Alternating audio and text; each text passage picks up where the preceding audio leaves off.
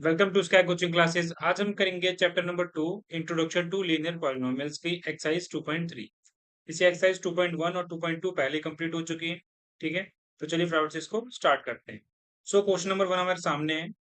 Solve the following. First question, a student has 500 rupees in her saving bank account.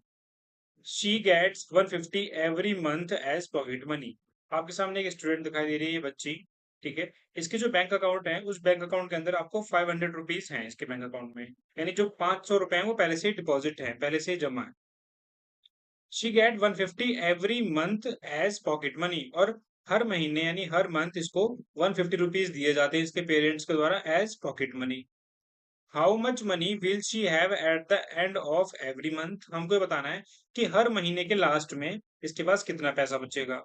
ठीक है, from अगर हम और जो ये इसको पैसे मिलने स्टार्ट हुए हैं ये सेकेंड मंथ से हुए हैं, यानी पहले महीने में इसको 1 भी रुपया नहीं मिला है।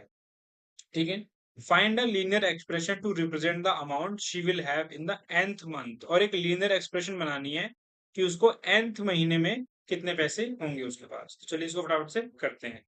सो मनी इन सेविंग अकाउंट, तो हमने अभी पढ़ा उसके खाते में कितने रुपए हैं अभी। तो आप देख सकते हैं उसके खाते में अभी 500 रुपीज है, तो मैं लिख देता हूँ 500।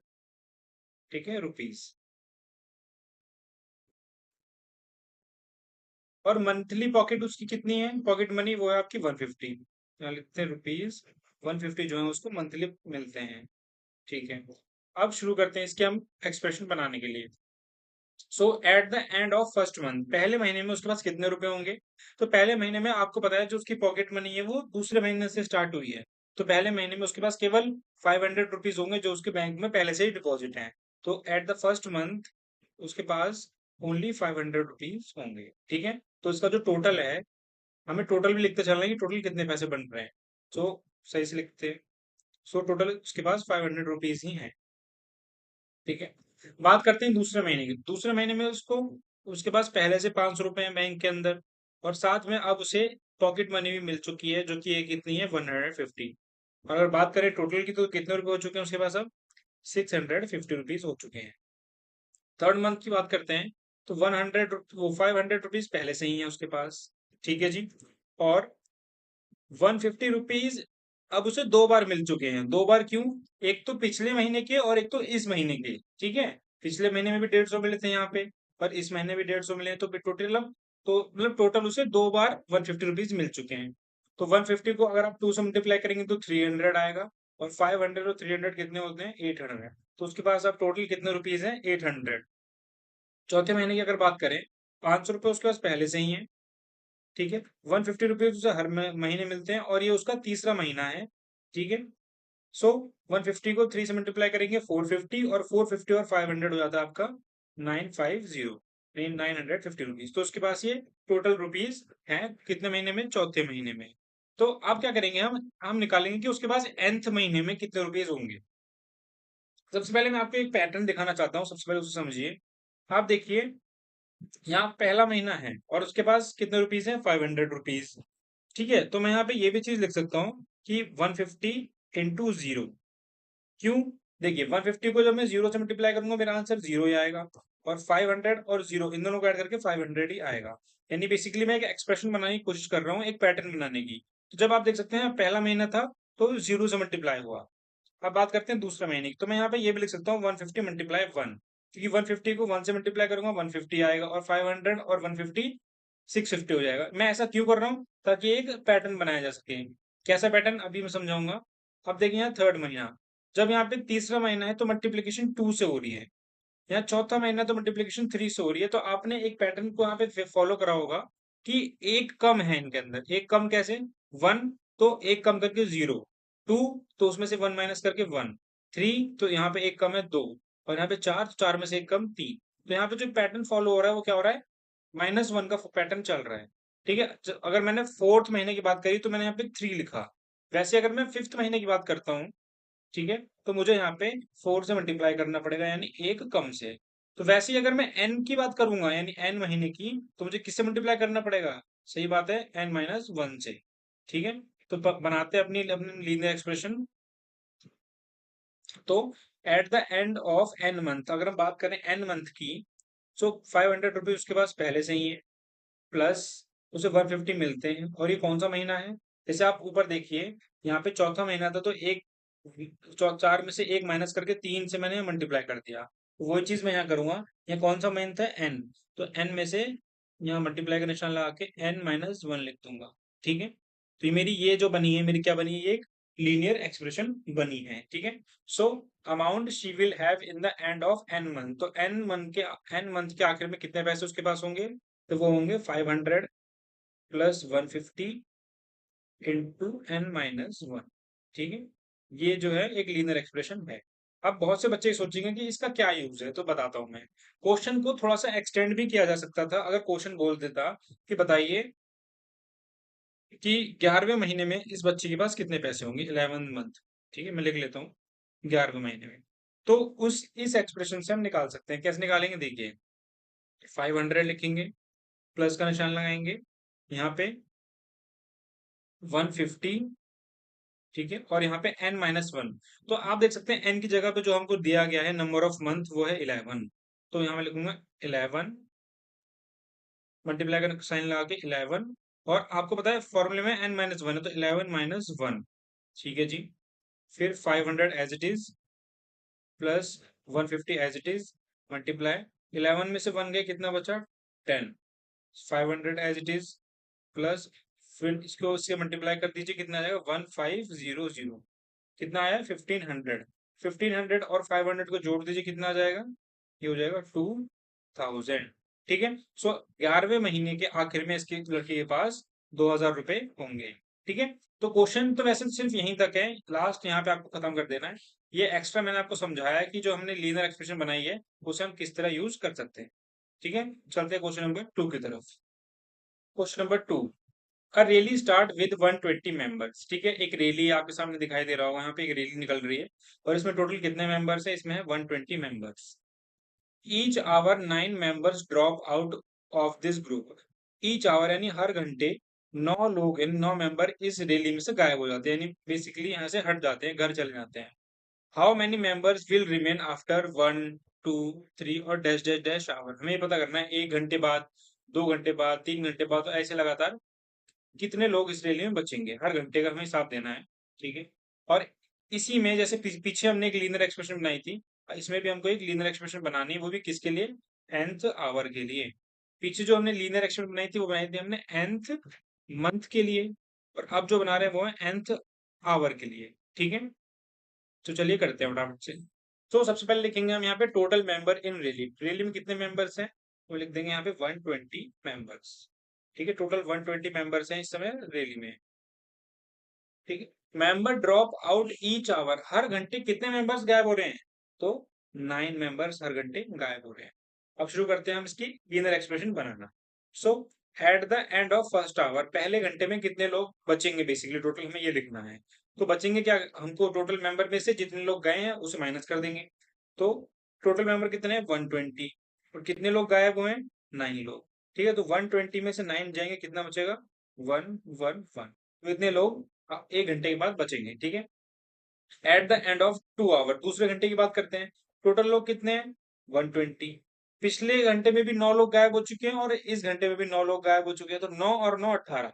तो मैं 9 की मल्टीप्लिकेशन 2 से करूंगा। ठीक है, क्योंकि पिछले के 9 और इस वाले 9। ठीक है, तो 9 2 18, और 120 में से 18 गया तो 102। तो दूसरे घंटे के लास्ट में इतने लोग रैली में बचेंगे। बात करते हैं तीसरे घंटे की। 120 माइनस, अब तीसरे घंटा यानी 3 बार, यानी 9 9 9, तो 9 की मल्टीप्लिकेशन 3 से होगी। ठीक है, 9 3 से 27, 120 में माइनस 120 में से 27 हटाएंगे, यहाँ पे 93 आया। ठीक है, सो ये पहले घंटे की रिपोर्ट थी, ये दूसरे घंटे की, ये तीसरे घंटे की। अब मुझे निकालना है nth आवर की रिपोर्ट। और nth आवर की रिपोर्ट निकालने के लिए सबसे पहले मैं एक पैटर्न को फाइंड करने की कोशिश करूंगा। तो बेसिकली मैं यहाँ लिख लेता हूँ 9 1 9। इसको 1 से मल्टीप्लाई करने पर हमारे आंसर में कोई फर्क नहीं पड़ेगा, क्योंकि 9 1 9 ही रहेगा, और 120 में से 9 जाएंगे तो सेम आंसर आने वाला है, 1 1 1। तो आप देखिए, जब यहाँ फर्स्ट आवर चल रहा था तो इसकी मल्टीप्लिकेशन 1 से हुई। सेकेंड आवर चल रहा था तो इसकी मल्टीप्लिकेशन 2 से हुई। और थर्ड आवर चल रहा था तो इसकी मल्टीप्लिकेशन 3 से हुई। तो बेसिकली यहाँ पे जो नंबर इस तरफ है वही सेम नंबर इस तरफ है। तो अगर इधर n है तो इधर भी मुझे n से ही मल्टीप्लीकेशन करनी पड़ेगी। ठीक है, तो 120 चेंज नहीं हो रहा है, वो एज इट इज है, तो एज इट इज लिख देंगे। 999 चेंज नहीं है तो एज इट इज लिख देंगे। क्या चेंज हो रहा है? ये नंबर्स, वो भी इसके हिसाब से। यहाँ 1 था तो यहाँ 1, यहाँ 2 तो यहाँ 2, यहाँ 3 तो यहाँ 3, और इधर n है तो इधर भी n। जो इक्वेशन हमारे सामने निकल के आई है वो क्या है? वो है 120 माइनस 9n। ठीक है, और आपको बताने की जरूरत तो है नहीं कि अभी इस इक्वेशन का क्या यूज होगा। अगर मैं लिख दूं कि 5वें घंटे में कितने लोग गायब होंगे, तो आपको कुछ नहीं करना है, 120 as it is minus as it is 9 as it is, और कितने घंटे की बात हुई? 5 घंटे, तो n की जगह 5 भर के आपको सॉल्व कर देना है। ठीक है, तो बेसिकली जो जिस लीनियर एक्सप्रेशन की हमसे बात की गई थी वो भी nth आवर में, तो हम वो हमने यहाँ पे निकाल दी है। चलते हैं नेक्स्ट क्वेश्चन की तरफ। Question number 3, suppose the length of a rectangle is 13 centimetre. ठीक है, मान लीजिए हमारे सामने ये रेक्टेंगल है और इसकी जो लेंथ है वो कितनी है? 13 centimetre. Find the area if the breadth is 12 centimetre, 10 centimetre, 8 centimetre. हमें निकालना है इसका एरिया, और एरिया इसका 3 बार निकलेगा। क्यों? क्योंकि एक बार इन्होंने ब्रेथ दी 12, दूसरी बार ब्रेथ चेंज करके दिए 10, और तीसरी बार दिए 8। लेंथ हमेशा सेम रहेगी 13, बट तीनों बार ब्रेथ बदल जाएगी। Find the linear pattern representing the area of triangle. इसमें भी हमें एक पैटर्न फाइंड करना है, तो चलिए फटाफट से करते हैं। तो लिख लेते हैं फटाफट से। लेंथ ऑफ रेक्टेंगल, लेंथ कितनी है? तो जो लेंथ है वो है आपकी 13 सेंटीमीटर। ठीक है, एरिया ऑफ रेक्टेंगल को निकालने का फॉर्मूला आप सभी जानते होंगे, वो होता है आपका लेंथ मल्टीप्लाई ब्रेथ। ठीक है, ब्रेथ जो पहली ब्रेथ है वो है 12, दूसरी वाली है 10, और तीसरी है 8। ठीक है, area of rectangle when breadth is equals to 12 centimetre. अब हम एरिया ऑफ रेक्टेंगल निकालेंगे कब? जब हमारा ब्रेथ क्या है? 12। तो लेंथ कितनी है? लेंथ तो 13 है, और ब्रेथ कितनी है? 12, तो 13 मल्टीप्लीकेशन बाय 12। 13 के मल्टीप्लाई 12 से करेंगे, कितना आंसर आएगा? 156 सेंटीमीटर स्क्वायर। ठीक है, अब अब हम ब्रेथ निकाल लें कब? जब हमारी ब्रेथ 10 है, तो लेंथ तो सेम ही रहेगी 13 का 13। ब्रेथ की जगह पे क्या हो जाएगा इस बार? इसको सही करते हैं, यहाँ पे आएगा 10, और 13 की मल्टीप्लीकेशन आप 10 से करेंगे तो आपका आंसर आएगा 130 सेंटीमीटर स्क्वायर। अब ब्रेथ जब 8 है तो 13 as it is multiply 8 as it is, और फिर यहाँ पे इसको मल्टीप्लाई करके हमारा आंसर आएगा 104 सेंटीमीटर स्क्वायर।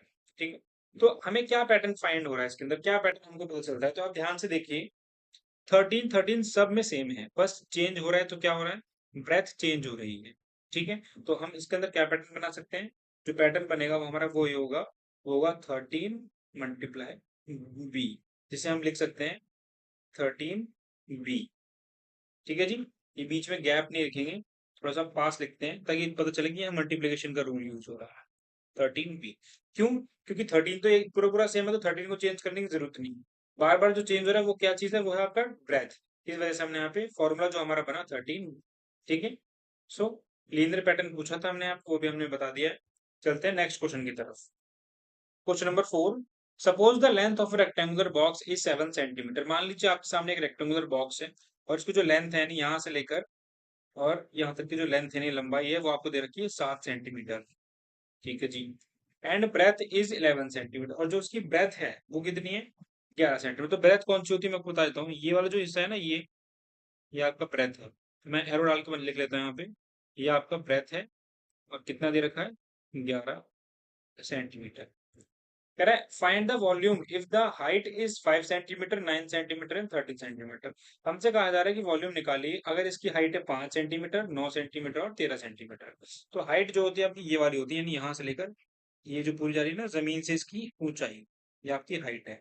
और ये हाइट आपकी बार बार चेंज होगी। ठीक है, पहली बार आपकी हाइट दी है 5 सेंटीमीटर, फिर दूसरी बार दी है आपकी 9 सेंटीमीटर, और थर्ड टाइम में दी है 13 सेंटीमीटर। ठीक है, और इसमें भी हमको एक लीनियर पैटर्न निकालना है, तो चलिए शुरू करते हैं। सबसे पहले लिखेंगे लेंथ ऑफ रेक्टेंगुलर बॉक्स, कितनी लेंथ है इसकी? तो इसकी लेंथ है 7 सेंटीमीटर। ब्रेथ की अगर बात करें तो वो है आपका 11 सेंटीमीटर। वॉल्यूम निकालते हैं। आपका वॉल्यूम तो आपको पता होगा वॉल्यूम कैसे निकाला जाता है। बेसिकली जो रेक्टेंगुलर बॉक्स है ये क्यूबॉइड ही है, तो इसका वॉल्यूम का फॉर्मूला होगा लेंथ मल्टीप्लीकेशन बाय ब्रेथ और height, L into B into H. तो भरते हैं फटाफट। लेंथ लेंथ क्वेश्चन में है 7, ब्रेथ है 11, और हाइट जो हमें यूज करनी है वो है 5। 7 11 5, इनकी मल्टीप्लीकेशन करते हैं तो हमारा आंसर आएगा 385, और यूनिट सेंटीमीटर में, और हमने एरिया निकाला है जो कि आपका सेंटीमीटर क्यूब में आएगा। ठीक है, क्योंकि ये क्यूबॉइड है। वॉल्यूम जो आपका क्यूब में आता है बेसिकली। नेक्स्ट देखते हैं, फॉर्मूला तो ये सेम ही रहेगा, लेंथ ब्रेथ हाइट, और लेंथ ब्रेथ दोनों सेम रहेंगे। लेंथ की जगह 7, ब्रेथ की जगह 11। चेंज जो होगा वो होगा हाइट। इस बार हाइट कितनी है, वो है 9 सेंटीमीटर। तो 9, 11, 7 और 9 तीनों को मल्टीप्लाई करते हैं, आंसर आएगा 693 centimetre cube. Next 7 same, 11 same, क्या चेंज होगा, हाइट। हाइट कितनी है, 13। तो 11, 7 और 13 इनको मल्टीप्लाई करके कितना आता है, 1001 सेंटीमीटर स्क्वायर। ठीक है।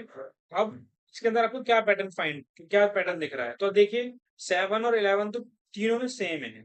चेंज जो हो रहा है वो है हाइट। तो इसका जो पैटर्न बनेगा, लीनियर पैटर्न, वो बनेगा 7 मल्टीप्लाई 11 और मल्टीप्लाई हाइट, जिसे मैं सिंप्लीफाई करके लिख सकता हूँ। 7 को 11 से मल्टीप्लाई करूंगा 77, और h से मल्टीप्लाई करूंगा तो h 77h इसका लीनियर पैटर्न बनेगा। ठीक है। Question number 5, Sarita is reading a book of 500 pages. ये लड़की दिख रही है आपको, इसका नाम है सरिता। ठीक है। जो लड़की है, ये एक किताब पढ़ रही है, वो भी कितने पन्नों की, 500 पन्नों की एक किताब पढ़ रही है। She read 20 pages every day. Daily जो है ये 20 पेजेस को रीड कर लेती है। तो पहला सवाल हमसे जो पूछा जा रहा है, how many pages will left after 15 days. 15 दिन के बाद किताब में कितने पन्ने बच जाएंगे जो इसे पढ़ने हैं। ध्यान से सवाल समझिएगा। हमें इससे ये नहीं पूछा है कि इसने 15 दिन में कितने पन्ने पढ़ लिए। बहुत से बच्चे क्या होते हैं, क्वेश्चन को बिना पढ़े इसका जवाब दे देते हैं जल्दी जल्दी में, कि इसने 15 दिन में कितने पन्ने पढ़े। ये तो हमसे पूछा ही नहीं। आप देखिए यहाँ लिखा लेफ्ट, लेफ्ट का मतलब बच गए। सो 15 दिन बाद किताब में ऐसे कितने पन्ने बच गए जो इसने नहीं पढ़े। पहला तो हमें ये निकालना है, और दूसरा इसको एक लीनियर पैटर्न में करके दिखाना है। तो चलिए करते हैं। सो टोटल कितने पेजेस हैं किताब के अंदर, 500 पेजेस। और डेली कितने पेजेस पढ़ लेती है, ये पढ़ लेती है 20 पेजेस एवरी डे। तो पेजेस लेफ्ट आफ्टर 1 डे, तो देखते हैं पहले दिन, जब ये पहले दिन किताब पढ़ लेगी तो जो उस किताब के अंदर कितने पन्ने रह जाएंगे। टोटल 500 पन्ने हैं, इसने उसमें से 20 पन्ने पढ़ लिए। 500 में से 20 के कितना बचा, 480। पहले दिन जो है 480 पन्ने बचे किताब में। दूसरे दिन की बात करते हैं, किताब में कितने पन्ने हैं, 500। 20 ये पहले भी पढ़ चुकी है, और 20 इसने दूसरे दिन पढ़े होंगे, तो 20 और 20 40 हो गया। तो बेसिकली मुझे 20 को 2 से मल्टीप्लाई करना पड़ेगा। 22 जो 40, और 500 में से 40 आप माइनस कीजिए, 460 आपका आंसर आएगा। तो दूसरे दिन किताब के 460 पन्ने बचे। तीसरे दिन के निकालते हैं, 500 माइनस पहले दिन के 20, दूसरे दिन के 20, तीसरे दिन के 20, 20 20 20 60। तो 20 को 3 से मल्टीप्लाई करेंगे क्योंकि तीसरा दिन चल रहा है। 20 को 30 से मल्टीप्लाई किया 60, और 500 में 60 गए तो 440। तो यहाँ पे ये लिखा है ना, ये 480, 460, 440, ये वो पन्ने हैं जो अभी पढ़ने के लिए बचे हुए हैं। अब अगर आपको कोई पैटर्न साफ साफ दिखाई दे रहा हो तो देखिए, अगर मैं इसको 1 से मल्टीप्लाई करूंगा, कोई चेंज नहीं आएगा क्वेश्चन में। 21 से 20, और 500 में से 40 माइनस करोगे 480। इधर 1 था, इधर भी 1 था, इधर 2, इधर 2, इधर 3, इधर 3। ठीक है। सो जो पैटर्न बनेगा, मैं पैटर्न बना देता हूँ, क्या बनेगा, तो 500 सेम रहेगा क्योंकि ये तो वो सब में सेम ही है। माइनस सेम रहेगा, 20 भी सेम रहेगा क्योंकि ये भी सबके अंदर सेम है। चेंज क्या हो रहा है, ये नंबर चेंज हो रहा है, जो इधर है वो इधर, तो मैं लिख दूंगा इस जगह पे मल्टीप्लाई बाय एन। तो जो मेरी फाइनल हमारा जो लीनियर पैटर्न होगा वो होगा 500 माइनस 20n। ठीक है। ये तो मैंने इसका जवाब दिया कि लीनियर पैटर्न क्या है। अभी एक जवाब रह रहा है कि 15 दिन के बाद कितने पन्ने बचेंगे। फिर करते हैं, 500 माइनस 20, और कितने दिन की बात हो रही है, 15 दिन की, तो उससे गुणा करेंगे 15 से। 15 को 20 से मल्टीप्लाई किया 300, और 500 में से 300 माइनस किए तो कितना आंसर आएगा, 200। तो ये 15 दिन का आंसर है कि 15 दिन के बाद कितने पन्ने बच जाएंगे, तो 200 पन्ने बच जाएंगे रीड करने के लिए। ठीक है। सो हमसे पूछा गया था कितने पन्ने बचेंगे, वो भी बता दिया, और हमने यहाँ पे लीनियर पैटर्न भी यहाँ पे बता दिया है। सो ये आपका था क्वेश्चन नंबर 5। सो आपके एक्सरसाइज 2.3 यहाँ पे पूरी तरीके से कंप्लीट होती है। इन पांचों क्वेश्चन को अगर समझने में कोई भी दिक्कत, समस्या, परेशानी आई हो तो कमेंट बॉक्स आपके लिए खाली है, आप वहां पे आके पूछ सकते हैं। मिलेंगे अगली वीडियो में जल्दी, तब तक के लिए धन्यवाद।